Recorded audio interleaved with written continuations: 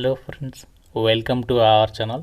Friends, నేను రీసెంట్లీగా Indian postal department నుంచి వచ్చినటువంటి నోటీస్కి సంబంధించి వీడియో అయితే అప్లోడ్ చేశాను కదా. పోస్టల్ జీడిఎస్ నోటిఫికేషన్ అనేది మనకి 31 జనవరి రోజు రాబోతుంది అని చెప్పేసి. అయితే వీడియో కామెంట్ సెక్షన్లో చాలామంది నాకు ఇన్ని మార్క్స్ ఉన్నాయి బ్రో, మరి నాకు జాబ్ వస్తుందా అని చెప్పేసి అడుగుతున్నారు. బట్ మీకు ఇక్కడ అఫీషియల్ వెబ్సైట్లో అండ్ మీకు ప్రీవియస్ ఇయర్ కట్ ఆఫ్ని బేస్ చేసుకొని ఏ సర్కిల్కి ఈ 2026లో అప్లై చేస్తే జాబ్ వచ్చే ఛాన్సెస్ ఉన్నాయనేది ఈ వీడియోలో మీకు క్లియర్గా అయితే చెప్తాను. కాబట్టి ఎవరైతే పోస్టల్ డిపార్ట్మెంట్లో జీడిఎస్ బీపీఎంగా కానీ ఏబీపీఎంగా కానీ జాబ్ సాధించాలనుకుంటున్నారు, వీడియోని లైక్ చేసి మీరు కింద కామెంట్లో మీకు ఎన్ని మార్క్స్ వచ్చాయో 10th క్లాస్కి సంబంధించి ప్రతి ఒక్కరు కూడా కామెంట్ చేసి అయితే వీడియోని అయితే చూడండి. అండ్ ఛానల్ని ఫస్ట్ టైం చూస్తున్న వాళ్ళు సబ్స్క్రైబ్ చేసుకుని వీడియోని అయితే కంటిన్యూ చేయండి. మీకు ప్రూఫ్తో సహా డీటెయిల్గా చెప్తాను. వీడియోని కంప్లీట్గా చివరి వరకు చూడండి ప్రతి ఒక్కరు కూడా. ఇంపార్టెంట్ అప్డేట్, ఈ యొక్క రిపబ్లిక్ డే సందర్భంగా మన ఛానల్కి సంబంధించి ఆర్కే లాజిక్స్లో ఇస్తున్నటువంటి ఆఫర్స్ అయితే ఈ రోజుతో అయితే ముగుస్తున్నాయి. కాబట్టి ఇంకా ఎవరైతే గవర్నమెంట్ జాబ్ ఎగ్జామ్స్కి సంబంధించి ప్రిపేర్ అవుతున్నారో, సో మీ కనుక ఇంట్రెస్ట్ ఉంటే మాత్రం డెఫినెట్గా మీకు ఏదైతే కాంపిటేటివ్ ఎగ్జామ్స్కి సంబంధించి కోర్స్ కావాలనుకుంటున్నారో ఆ కోర్స్కి సంబంధించి మన యాప్లో డెమో వీడియోస్ అయితే ఉన్నాయి. సో మీకు ఏ కోర్స్ కావాలంటే ఆ కోర్స్కి సంబంధించి డెమో వీడియోస్ ఒకసారి చెక్ చేయండి. నచ్చితేనే ఫుల్ కోర్స్ తీసుకోండి. బ్యాంక్ ఎగ్జామ్స్కి సంబంధించి కానీ కోర్టు జాబ్స్, రైల్వేస్, ఎస్ఎస్సి ఇలా ప్రతి కోర్స్ అనేది అవైలబుల్ అయితే ఉంది. సో ఇంట్రెస్ట్ ఉన్న ప్రతి ఒక్కరు మన యాప్ డౌన్లోడ్ చేసుకోండి. లింక్ డిస్క్రిప్షన్లో పిన్నెడ్ కామెంట్లో ఇచ్చాను. సో డౌన్లోడ్ చేసుకుని డెమో వీడియోస్ నచ్చితేనే ఫుల్ కోర్స్ అయితే తీసుకోండి. పోస్టల్ జీడిఎస్ రిక్రూట్మెంట్కి సంబంధించి ఏ సర్కిల్కి అప్లికేషన్ చేసుకుంటే బాగుంటుంది చెప్తాను. సో మనకి ఆల్ ఓవర్ ఇండియా వైడ్గా 23 పోస్టల్ సర్కిల్స్లో రిక్రూట్మెంట్ అనేది జరుగుతుంది ప్రతి సంవత్సరం కూడా.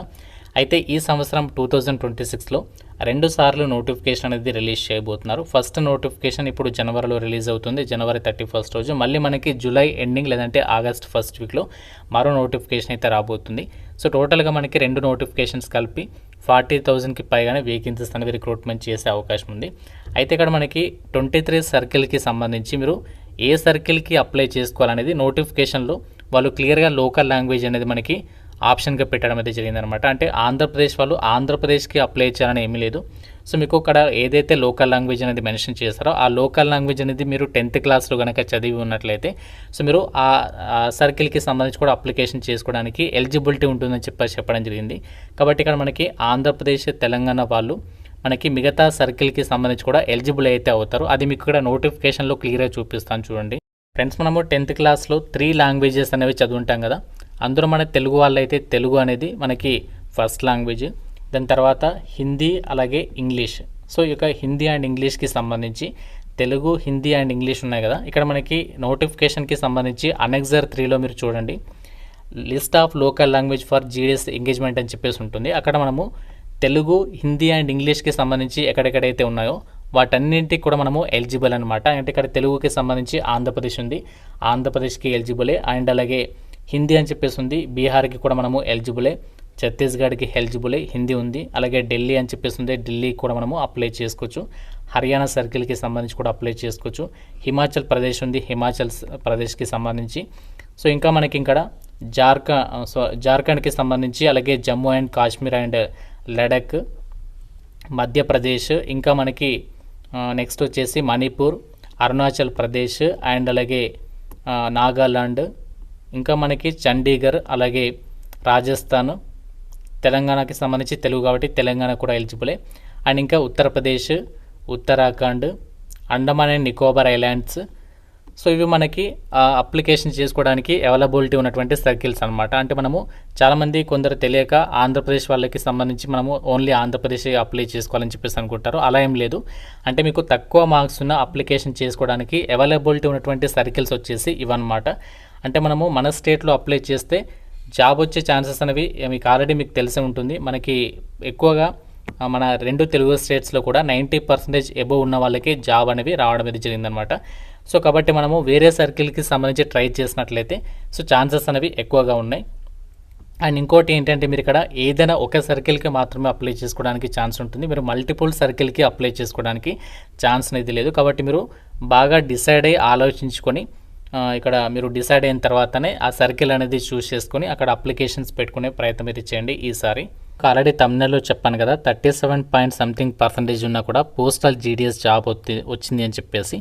ఎస్, మీకు ఇక్కడ ప్రూఫ్ కూడా చూపిస్తున్నాను చూడండి.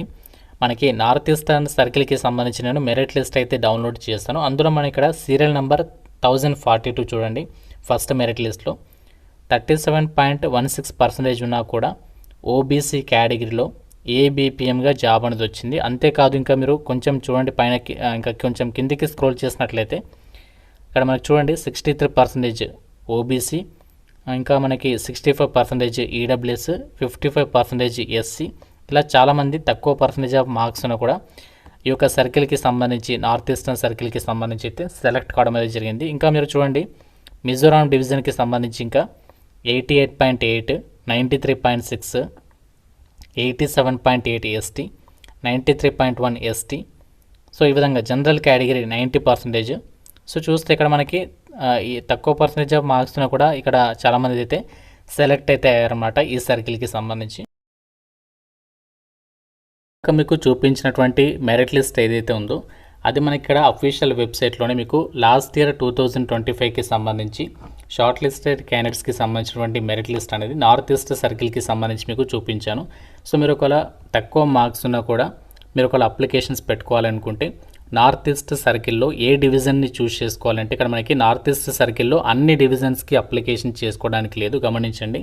ఓన్లీ మనకి మేఘాలయ, అలాగే నాగాలాండ్ అండ్ మణిపూర్, ఈ 3 డివిజన్స్కి సంబంధించి మాత్రమే మనకి ఎలిజిబిలిటీ అనేది ఉంది. కాబట్టి మీరు ఒకవేళ అప్లై చేసేటప్పుడు మాత్రం కేర్ఫుల్గా ఈ డివిజన్స్ అనేవి చూస్ చేసుకునే ప్రయత్నం చేయండి. వేరే డివిజన్స్కి మాత్రం మనకి నాట్ ఎలిజిబుల్ అనమాట. సో మనకి ఈ 3 డివిజన్స్కి సంబంధించి మాత్రమే మనకి ఎలిజిబిలిటీ అనేది ఉంది. ఎందుకంటే మనకి ఇక్కడ local languages Hindi or English అని చెప్పేసి ఉండడం అనేది జరిగింది కాబట్టి సో వీటికి మనకి ఎలిజిబిలిటీ అనేది ఉంది. ఇంకా మనకి ఏ సర్కిల్కి ట్రై చేయొచ్చు అంటే మనకి ఇంకా ఉత్తరాఖండ్ కానీ అండ్ ఇంకా మనకి మధ్యప్రదేశ్, బీహార్. సో ఈ యొక్క మెయిన్గా వచ్చేసి నార్త్ ఈస్ట్ సర్కిల్ తర్వాత బీహార్ కానీ మధ్యప్రదేశ్ కానీ తర్వాత లాస్ట్లో సో ఈ యొక్క ఉత్తరాఖండ్ అయితే ట్రై చేయండి. ఎందుకంటే మనకి ఏ ఇయర్ అనేది అంటే 2025లో ఇలాగే ఉంది కదా, 2026లో కూడా సేమ్ అలాగే కట్ ఆఫ్ ఉంటుందని చెప్పలేము. ఎందుకంటే అందరు కూడా నార్త్ ఈస్ట్ సర్కిల్ని చూస్ చేసుకుంటే అప్పుడు ఏమవుతుందంటే నార్త్ ఈస్ట్ సర్కిల్లో కూడా కట్ ఆఫ్ అనేది 100కి కూడా రీచ్ అయ్యేటువంటి ఛాన్సెస్ ఉన్నాయి. కాబట్టి మీకు మీరు ఓన్గా డిసైడ్ చేసుకొని ఈసారి సర్కిల్ అనేది చూస్ చేసుకునే ప్రయత్నం చేయండి. మీకు ఒకవేళ డౌట్ ఉంటే ఇక్కడ వెబ్సైట్లోనే మనకి లాస్ట్ ఇయర్ 2025కి సంబంధించి మెరిట్ లిస్ట్ అనేవి పెట్టడం జరిగింది ప్రతి సర్కిల్కి సంబంధించి. అక్కడి నుంచి మీరు డౌన్లోడ్ చేసుకొని కట్ ఆఫ్ అనేది అనాలిసిస్ చేసుకొని మీరు అప్లికేషన్స్ పెట్టుకునే ప్రయత్నం చేయండి. మీకు నోటిఫికేషన్ వచ్చిన తర్వాత 31 జనవరి రోజు నోటిఫికేషన్ వస్తుంది కదా, ఆ వచ్చిన తర్వాత మనకి ఎక్కడ ఎన్ని వేకెన్సీస్ ఉన్నాయి, ఏ డివిజన్లో ఎన్ని వేకెన్సీస్ ఉన్నాయి, ఏ కేటగిరీకి ఎన్ని వేకెన్సీస్ ఉన్నాయి, డీటెయిల్గా అనాలిసిస్ చేసి మీకు పర్ఫెక్ట్ డివిజన్ అయితే చెప్తాను. అండ్ అప్లికేషన్ ప్రాసెస్కి సంబంధించి కూడా సపరేట్గా వీడియో అయితే చేస్తాను. అయితే మెయిన్గా తప్పనిసరిగా అప్లై చేయాల్సింది ఎవరంటే అమ్మాయిలందరూ ఎస్సీ, ఎస్టీ, పీడబ్ల్యూడీ వాళ్ళు డెఫినెట్గా అప్లికేషన్స్ పెట్టుకోండి. ఎందుకంటే మీకు ఎలాంటి ఫీజు కూడా లేదు కాబట్టి సో జస్ట్ ఒక ట్రై అయితే చేయండి. మిగతా వాళ్ళు మాత్రమే ఆలోచించండి, ఎందుకంటే మీకు 100 రూపాయల అప్లికేషన్ ఫీజు ఉంది కాబట్టి సో మీకు ఒక ఇంట్రెస్ట్ ఉంటే ట్రై చేయండి. సో ఇది మనకి ఒక జీడీఎస్ రిక్రూట్మెంట్కి సంబంధించి లోయెస్ట్ కట్ ఆఫ్కి సంబంధించి డీటెయిల్స్. ఇంకా మీకు ఏదైనా డౌట్ ఉంటే నాకు కామెంట్ రూపంలో అయితే అడగండి. ప్రతి ఒక్కరు లైక్ చేసి ఒక వీడియోని మీ ఫ్రెండ్స్తో అయితే షేర్ చేయండి. ఛానల్ని సబ్స్క్రైబ్ చేసుకోండి. Thank you so much guys.